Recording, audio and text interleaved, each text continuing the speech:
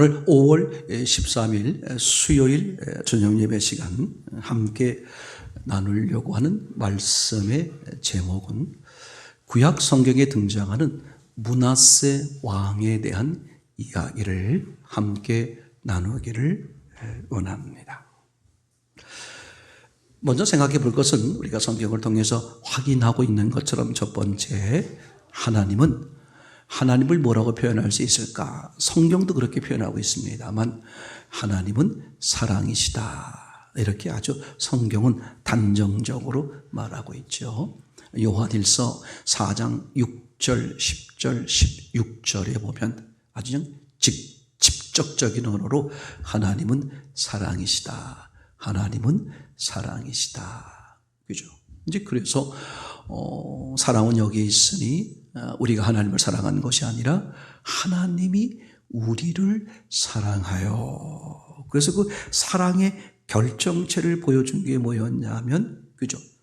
전능자의 아들 예수 그리스도를, 그죠?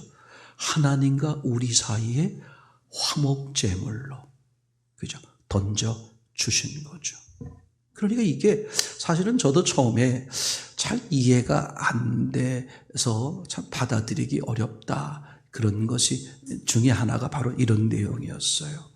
아니, 내가 교회를 처음 다닐 때 이렇게 죄를 얼마나 졌기에. 그리고 생각해 보니까 내가 거짓말도 하고 뭐 잘못도 하고 뭐 이렇게 여러 가지 이제 생각을 막 들더라고요.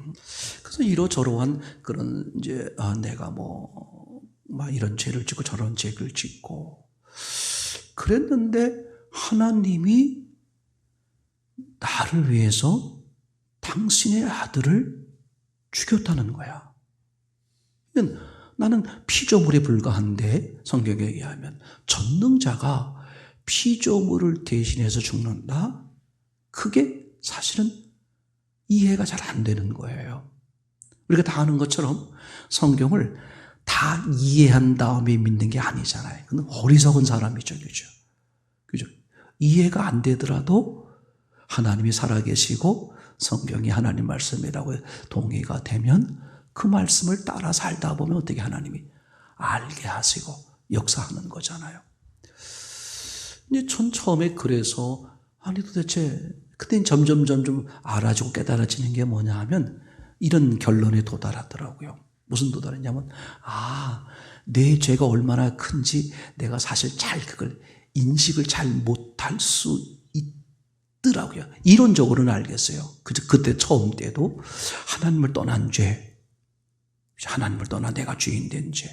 근데 그게 지식적으로는 알아지는데 이게 실제로 도대체 이게 얼마나 큰 죄인지를 잘 모르겠는데 제가 역설적으로 이 죄가 상상 못하게 큰 죄구나라는 것을 인정할 수밖에 없었던 게 뭐냐 하면 하나님이 대신 죽었다는 거예요. 그러니까 하나님이 살아계신 게 맞고 그분이 전능한 게 맞다면 절대 그분은 뭘 할 수 없어? 거짓되게 하거나 과장하거나 그럴 수 없잖아요. 만약에 내 죄가 사람들의 죄가 조그만 죄라면 그래서 그 조그만 죄 때문이라면 예수님이 손가락 하나를 자른다든지 예를 들면 그죠? 채찍에 한 50번 이렇게 맞는다든지 그런 걸로 얼마든지 형벌을 대신할 수 있을 것 같은데 전능자가 죽어야만 내 죄가 해결된다? 그게 역설적으로 지식으로만 알고 있던 것들이 점점 시간이 지나면서 그게 이제 실제가 되는 것을 보게 된 거죠. 내가 얼마나 큰 죄를 졌는가. 하나님을 떠난 게 그까짓 게 그런 거야 라고 생각할 수 있는데 하나님 입장에서 완전하신 하나님 입장에서 당신의 아들이 죽어주지 않으면 이 문제가 이 죄가 해결될 수 없기 때문에 하나님은 그렇게 하신 것이지. 이게 너무 확연하게 이제 알아지는 거였어요. 또 하나는 뭐였냐면 제가 저 장기에 내가 이 죄라는 말을 주기도문에서 빚이란 단어로도 사용하기도 하고 1만 달란트 빚 100데나리온 이렇게 말하잖아요. 그럼 죄를 빚으로도 표현하고 우리가 죄를 어디다 진 거냐면 하나님께 진 거예요. 우리가 빚을 어디다 진 거예요? 하나님께 진 거야. 내 어린 생각에는 하나님이 용서하신다 그러면 알았어. 내가 빚 받지 않을게. 네가 나한테 1,000,000원 빚졌잖아. 근데 네가 형편이 그러하니 내가 빚을 받은 걸로 칠게. 저는 그렇게 생각이 되는 거예요. 아니, 하나님이 내가 하나님 앞에 죄를 졌고 하나님 제가 잘못했어요. 용서해 주세요. 알았어. 용서해 줄게. 다음부터 그러지 마.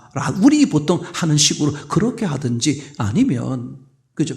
제가 1,000,000원 빚을 졌는데 도저히 갚을 수가 없어. 그러니까 하나님이 워낙 부자이시니까 알았어. 내가 갚은 걸로 너 갚은 걸로 칠게. 안 받을게. 그렇게 하면 아주 간단하고 깔끔한 것 같은데 왜 하나님이 내 빚 1,000,000원 때문에 아들 예수를 죽여야만 했느냐? 이게 사실은 이제 지식적으로는 알았지만 이해가 되지 않았었어요. 근데 내 죄가 하나님을 떠났던 죄가 그죠? 이게 반드시 죄의 대가는 죽음이니까. 즉 누군가가 대가를 치러야 되는데 내 죄가 얼마나 큰지 다른 것으로는 안 되고 누가? 전능자 하나님이 대신 죽어야만 해결된다는 사실이 알아지게 되는 거죠. 그러면서 점점 제 삶은 엉망일지 모르지만 제 마음속에 정리가 되는 것은 정말 전적으로 하나님의 은혜로 사는 거구나. 이제 그러면서 성경 전체를 이렇게 조합해 보게 되니까 왜 구약 성경이 신약 성경보다 많잖아요. 내용도 방대하고. 구약 성경이 왜 길까라는 막연한 생각을 해본 거죠. 만약에 신약 성경이 길어 보세요. 그럼 저는 무슨 생각을 했겠어요? 왜 신약 성경이 못됐어요? 신약 성경이 왜 길까? 그렇게 생각을 해봤겠죠. 그러니까 구약 성경이 왜 길까? 그랬더니 저 나름대로 정리가 되는 것은 하나님이 그 긴 설명을 통해서 사람들에게 설명하려고 하니까 그 내용이 길 수밖에 없겠다는 생각이 막 들은 거예요. 야, 내가 전능하지만 내가 일방적으로 너를 완전하게 책임질 수가 없단다. 내가 원하는 것은 너와 인격적인데 네가 어떤 존재인지, 그래서 네가 완전히 쓰레기 같은 존재인데 하나님이 내가 모든 것을 준비했고 너는 쓰레기 같은 존재라는 사실이 네가 알아져서 그 모든 것을 완전하게 해결하신 하나님을 받아들이게 하려는 그 과정의 설명이니까 어떻게 되겠어요? 길 수밖에 없겠다 하는 생각이 이제 들게 되는 거죠. 그러면서 참 우리가 지난 시간 같이 나눈 것처럼 하나님은 처음부터 어떻게 시작하셨다? 사랑으로 시작하셨다. 그게요, 점점 시간이 지날수록 맞다. 그래. 점점 그 사랑이라는 게 실제가 되고 점점 커지는 것을 제가 이제 경험하게 되는 거죠. 그래서 하나님은 사랑이시기 때문에 하나님이 하시는 모든 것들은 다 뭐다? 사랑의 행위다. 이것도 처음엔 지식으로 알았어요. 근데 살아가면서 부딪히고 내가 실수하고 잘못하고 범죄하고 이러는 과정들을 통해서 하고 뭐 있잖아. 알아지는 거 있잖아. 왜?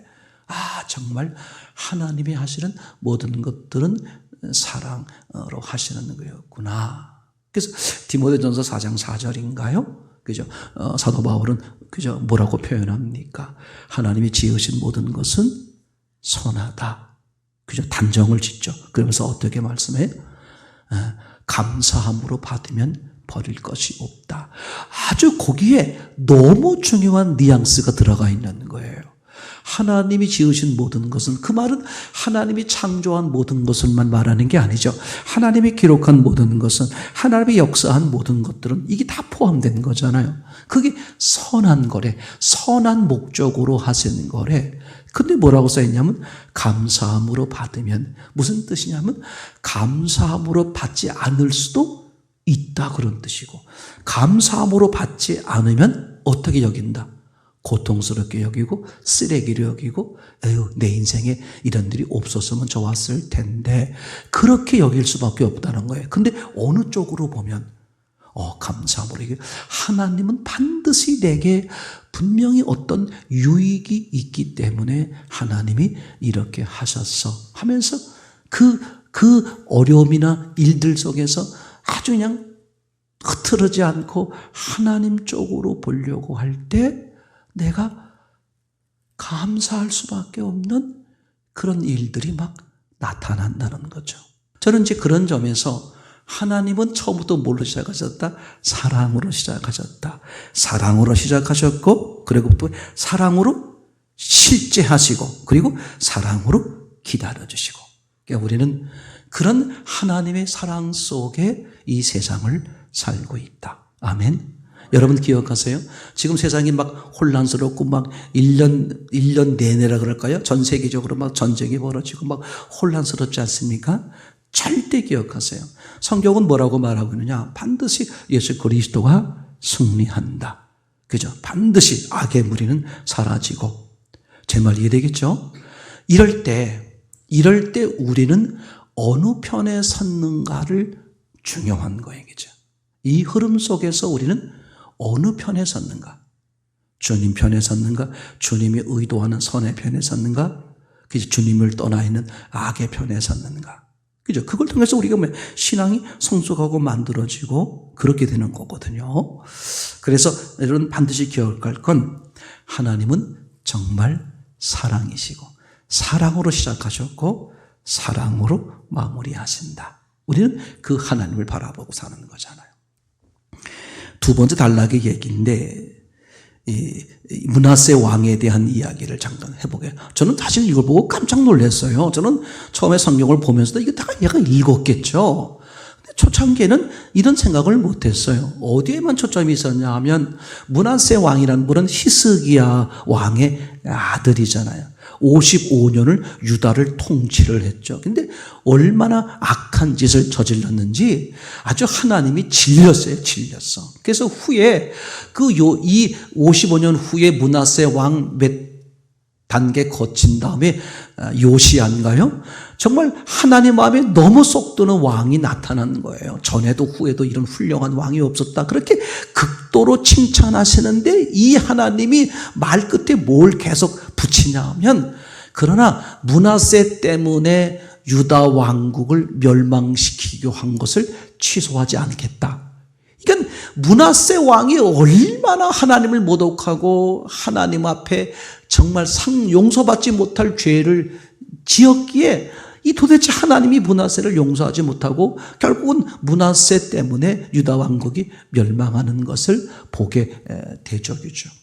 그게 우리 생각해 볼 때 우리가 여러분 그래서 히스기야가 므낫세 이렇게 아들을 낳지 말고 이사야서를 통해서 죽어라고 말했을 때 히스기야가 더 산 것이 문제가 돼서 더 산 사이에 므낫세 왕이 탄생한 거잖아요. 우리 그런 안타까운 얘기를 많이 했었는데 그죠? 그리고 성경을 쭉 읽다가 어느 날부터 뭐가 보였냐면 이 역대하에 등장하는 므낫세의 마지막 사건이 기록된 것을 발견하게 된 거죠.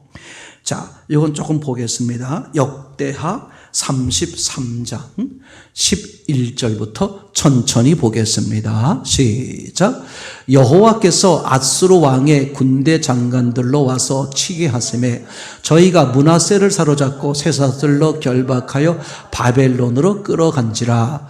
저가 환난을 당하여 그 하나님 여호와께 간구하고 그 열조의 하나님 앞에 크게 겸비하여 기도한 거로 하나님이 그 기도를 받으시며 그 간구를 들으시사 저로 예루살렘에 돌아와서 다시 왕위에 거하게 하심에 므낫세가 그제야 여호와께서 하나님이신 줄을 알았더라. 그 후에 다윗성 밖에 기혼, 서편, 골짜기 안에 외성을 쌓되 생선문 어기까지 이르러 오배를 들러 심히 높이 쌓고 또 유다 모든 견고한 성읍에 군대 장관을 두며 이방신들과 여호와의 전에 우상을 제하여 여호와의 전을 건축한 사내와 예루살렘에 쌓은 모든 단을 다 성 밖에 던지고 여호와의 단을 중수하고 화목제와 감사제를 그 단 위에 드리고 유다를 명하여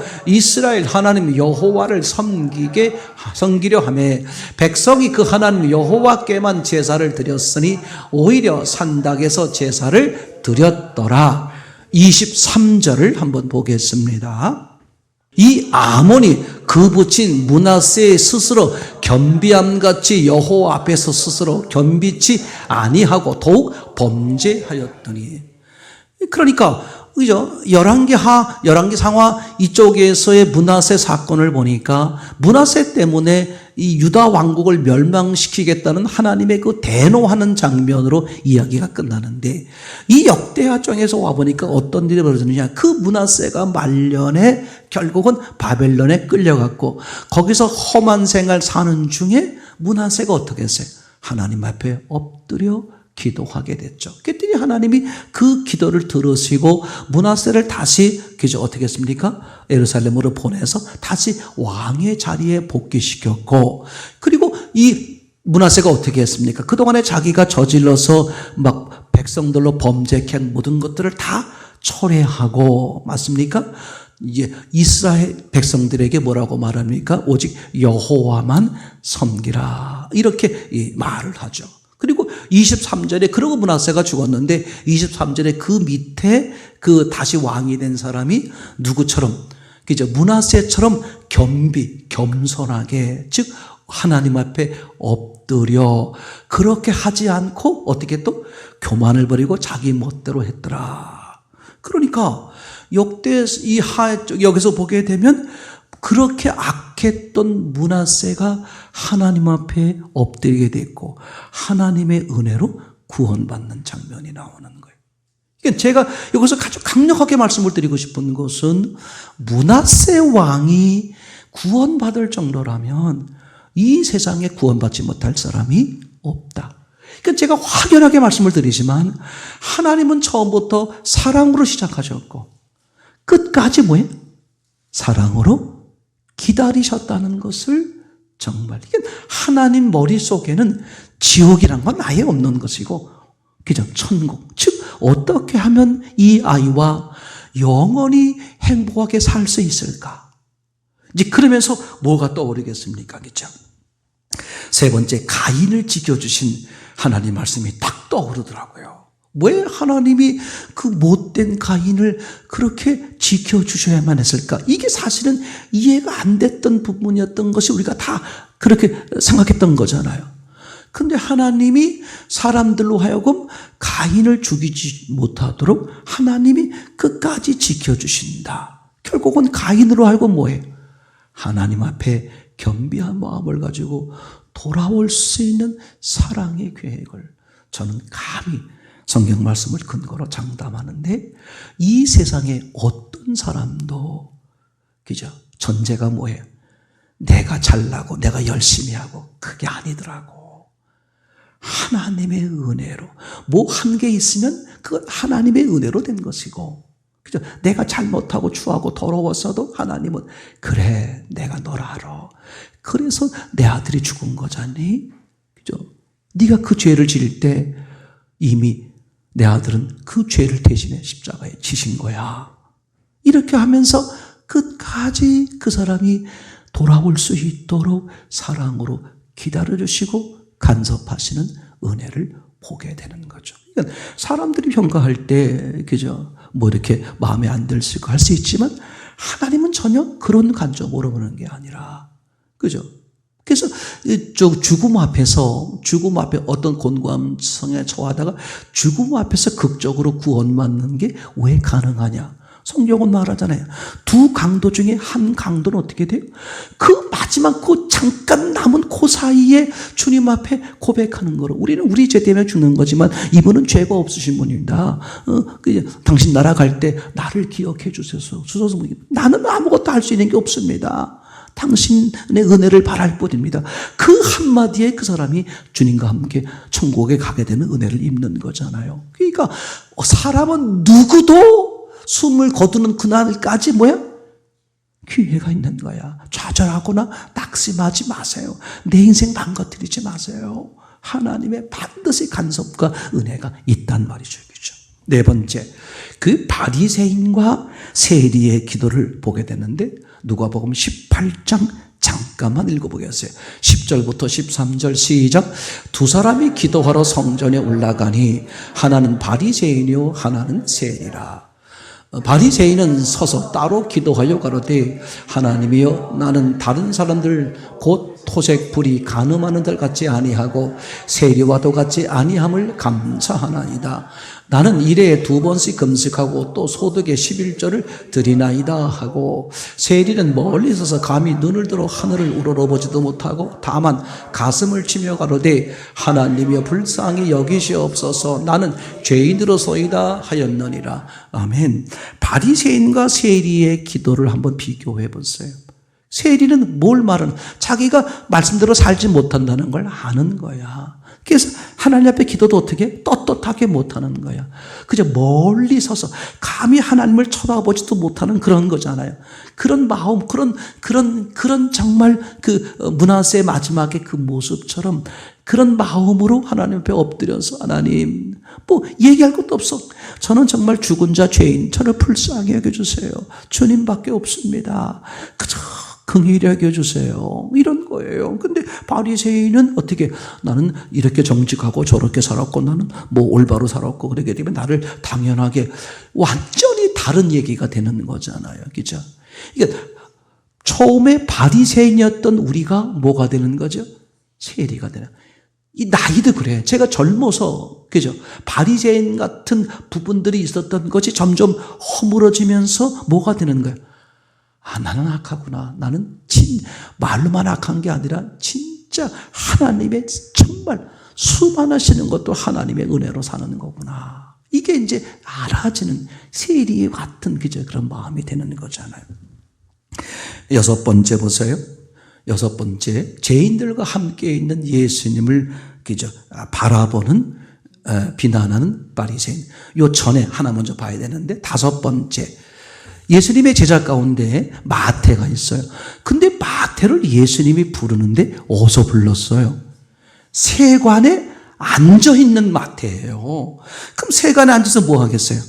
자기 동족 유대인들에게 세금을 폭리로 뜯어가지고 우리의 원수 헤로데에게 갖다 바치고 자기가 적당히 뜯어먹는 그런 마태야. 이게 지금 무슨 짓을 하고 있는 거야? 악한 짓을 하고 있는 거예요. 근데 왜 예수님이 악한 짓을 하고 있는 그 자리에 있는 마태를 불렀을까? 예수님이 보는 기준은 뭐다? 그 중심을 보는 거야. 그러니까 이 세리 마태는 지금 악한 짓을 하고 있는 삶을 살고 있지만 그 중심은 없다. 그게 6번째에서 이제 얘기해 주는 건데, 6번째 보세요. 죄인들과 함께 있는 예수님을 비난한 바리새인. 먼저 1절, 2절을 읽어보겠습니다. 시작. 세리들과 죄인들이 모두 예수의 말씀을 들으려고 그에게 가까이 몰려들었다. 바리새파 사람들과 율법학자들은 투덜거리며 말하였다. 이 사람이 죄인들을 맞아들이고 그들과 함께 음식을 먹는다. 바리새인 입장에선 말이 안 되는 거예요. 지금 세리, 이렇게 죄인들, 세리, 창녀, 죄인들, 이 사람들이 뭐 하는 사람들이에요? 말씀대로 살지를 않는 거. 그럼 않는 이유가 있을 거 아니야. 먹고 사는 것 때문에라든지, 자기 욕심 때문에라든지, 제 말이 되겠죠? 그러니까 사실은 뭐예요? 이것은 완전히 지옥감이란 말이에요. 지옥감. 지옥감인데 예수님이 지금 이 땅에 오셔서 누구하고 함께 있어?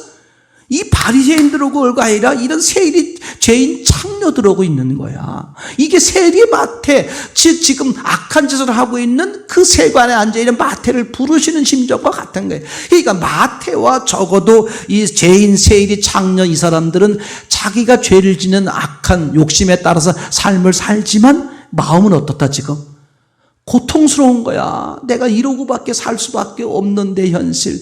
나는 정말 선을 행하고 싶은데 선을 만한 그런 능력과 아무것도 없어서 또 악을 저지르는 제 삶이 그래요. 오늘도 이제 주님의 은혜로 살았습니다. 이제 주님 앞에 떳떳이 서겠습니다 하고 내일 아침 가면 또 내 욕심에 이끌려서 그냥 그것을 반복하는 삶 속에 제가 확연하게 알아진 게 난 정말 구제불능이구나. 구제불능을 부르시는 게 하나님의 은혜고 하나님의 사랑이라는 것을 이제 알게 됐다는 거거든요. 그러니까 예수님은 그죠? 이 땅에 보세요. 자, 정리하면 이렇습니다. 하나님의 관심은 뭐냐? 사람을 만드실 때 내가 이 사람과 함께 영원히 뭡니까? 함께 행복하게 사는 게 오직 그 마음으로. 그래서 뭐예요? 그죠? 뭡니까? 토기장이가 도자기를 만들 때 어떻게 만든다 그랬습니까? 내가 이 도자기를 가장 귀하게 여겨야 되겠다 하는 마음으로 그걸 만드는 거지, 내가 쓰레기통에 집어넣기 위해서, 깨트려 보기 위해서 그렇게 만드는 장인은 하나도 없다. 하나님이 그러하시다. 어떤 사람 처음에 만들 때부터 다 뭐야? 그죠? 그 사람을 정말 귀하게, 너무 내 아들을 죽여서라도 내가 이 사람과 영원히 행복한 해피엔딩을 가질 거야. 그런 마음, 그런 뜨겁고 열렬한 사랑의 마음으로 사람을 만드신 거죠. 그래 놓고 사람들이 문제를 일으켜서 다 문제가 됐을 때 하나님의 아들이 이 땅에 찾아오셨는데 어떤 마음으로 오신 거예요? 죄인들을 찾으러 왔단 말이에요. 의인을 찾으러 온 게 아니라. 그죠? 그러니까 맞아요. 나는 정말 내가 내 욕심에 이끌려 내 멋대로 내 욕심대로 살았습니다. 나는 그렇지 않기를 원하는데 또 내가 조금 있다 보면 또 내가 또 이 짓을 또 반복하고 있습니다. 그게 저의 수도 없는 고백이에요. 근데 주님은 그런 나를, 그런 당신을, 그런 세리를, 그런 장녀를, 그죠? 불러러 오셨다. 그래, 너는 태생이 네 스스로는 오를 수가 없어. 오를 수가 없어. 왜? 넌 어두움이니까. 그래서 너는 무조건 내가 필요해. 그럼 뭐예요? 예, 저는 어두움이에요. 흙이에요. 저는 정말 악합니다. 그래서 난 주님이 필요해요. 그런 사람을 찾는 거야. 그런 사람을 기다리는 거야. 맞습니까? 그런 점에서 보면, 그죠? 오늘이 바로 그런 기회라는, 매일매일이 기회예요. 예. 제가 자꾸 저분이 어떻게 보이기 시작했냐면, 그걸 잘 못 봤는데 성경을 자꾸 보다 보고 시간이 지나면서 긍휼히 여기신다, 불쌍히 여기신다, 그거야. 그거 내가 뭘 해서가 아니라, 내가 뭘 이쁘게 보여서가 아니라, 그분 보기에 내가 어떻게 보이는 거예요? 불쌍히 보이고 긍휼히 보이니까 하나님은 당신의 사랑 때문에 주체할 수가 없어서 어떻게 하는 거예요? 나를 찾아오시고 나를 위해 죽으시고, 내가 넘어지고 딴짓해도 옆에서 기다렸다가 또 이끌어주시고, 우리가 매일매일 이 하나님의 은혜로 산다는 거죠. 제 결론은 이렇습니다. 그래서 어떤 경우도 낙심하지 마세요. 내 생활이 힘들고 어렵고 하도 그것이 이 땅에서 육신적인 삶이 힘들고 어려울 뿐이지, 그게 영원한 나라 하나님과의 사이 아무 문제 안 돼. 그거 여러분 하나님은 정말 어떤 상황이 있더라도 정말 하나님 앞에 정말 하나님이 필요합니다. 엎드리면 하나님은 그저 하나님의 방식대로 그 사람을 만나주시고 이끌어주시고 책임져 주는 거죠. 왜냐하면 하나님은 처음부터 모였으니까 사랑으로 시작했고 사랑으로 실천하셨어요. 예수 그리스도의 죽으심을 통해 사랑으로 실천하셨고, 그리고 첫 사건 가인을 통해 보듯이 사랑으로 기다려주시는 거죠. 어떤 경우도 낙심하거나 좌절하지 마세요. 주를 신뢰하고 믿고 나아가십시오. 거기서 주의 준비하심과 일하심을 보게 되죠. 그런 은혜를 누리는 저와 여러분 되기를 원합니다.